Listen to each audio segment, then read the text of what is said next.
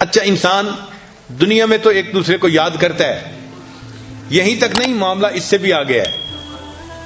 چنانچہ قیامت کا دن ہوگا اور وہ سب سے زیادہ پریشانی کا دن ہوگا، سب سے زیادہ مصیبت کا دن ہوگا. اس سے بڑا پریشانی کا دن اور کوئی نہیں ہے. ہر انسان پریشان ہوگا، خوف زدہ ہوگا.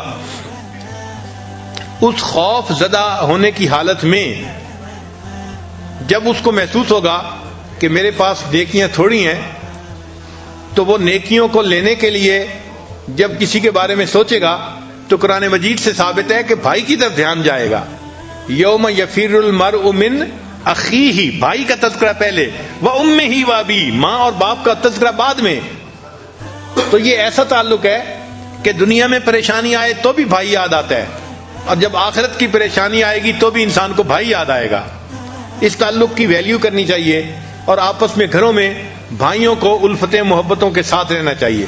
کاروباری پریشانیاں ہونا یا اختلاف ہونا، ان کو ریزالو کر کے ہمیشہ اس تعلق کو بہتر کرنے کی کوشش کرنی چاہیے، تاکہ اس سے اللہ تعالیٰ بھی راضی ہوں اور ماں باپ بھی اس بات سے راضی ہوں. چنانچہ بھائیوں کے درمیان اور بہنوں کے درمیان محبتوں کے عجیب و غریب واقعات ہیں. ایک واقعہ ہے دو بھائیوں کا، ایک بڑا تھا دوسرا چھوٹا تھا. تو بڑے بھائی کی شادی ہو گئی اور اس کے بچے بھی ہو گئے. چھوٹا بھائی ابھی اپنی جاب کر رہا تھا، اس کی شادی نہیں ہوئی تھی. ان کے والد فوت ہو گئے، تو والد کی زرعی زمین تھی، وہ ان دونوں بھائیوں نے آدھی آدھی تقسیم کر لی. جب آدھی آدھی تقسیم کر لی تو اب اس زمین کی فصل نکلی سال کے بعد جیسے نکلتی ہے.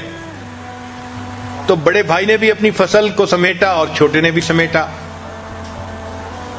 مگر جب رات آئی تو بڑے بھائی نے سوچا کہ میرے ساتھ بیٹے بھی ہیں اور وہ بھی ہیلپنگ ہینڈ بن جائیں گے 1 سال 2 سال میں، تو مجھے تو اتنے ضرورت نہیں ہے جتنی کہ میرے چھوٹے بھائی کو ہے. وہ اکیلا ہے بیچارہ، سنگل ہینڈڈ ہے، وہی ارن کرے گا، اسی نے محنت کی. تو کیوں نہ میں اپنے حصے میں سے کچھ گندم کی بوریاں اپنے دوسرے بھائی کو دے دوں.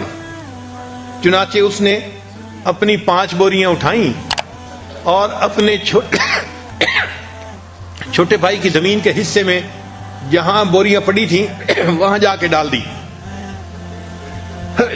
اللہ کی شان، جب رات کا آخری حصہ آیا تو چھوٹے بھائی کے دل میں بھی یہی خیال آیا کہ ہم 2 بھائی ہیں اور ہماری زمین آدھی آدھی ہے، لیکن میں تو اکیلا ہوں، میری تو ضرورت اتنی نہیں ہے.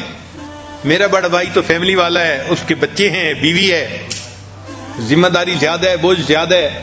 کیوں نہ میں اپنی گندم میں سے کچھ گندم اس کے حصے میں ڈال دوں تو اس کو فائدہ ہو جائے گا. چنانچہ اس نے بھی 5 بوریاں اٹھائیں اور بھائی کی بوریوں میں جا کے اس کو رات کو ڈال دیا.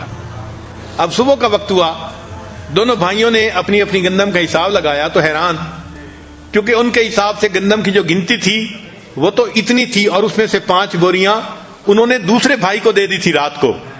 مگر صبح وہ 5 بوریوں کی جو کمی تھی وہ پوری ہوئی تھی. تو دونوں بھائی اس پر بڑے حیران ہوئے کہ پتہ نہیں گندم ہماری 5 بوریاں کم ہونی چاہیے تھیں، یہ کم کیوں نہیں ہے.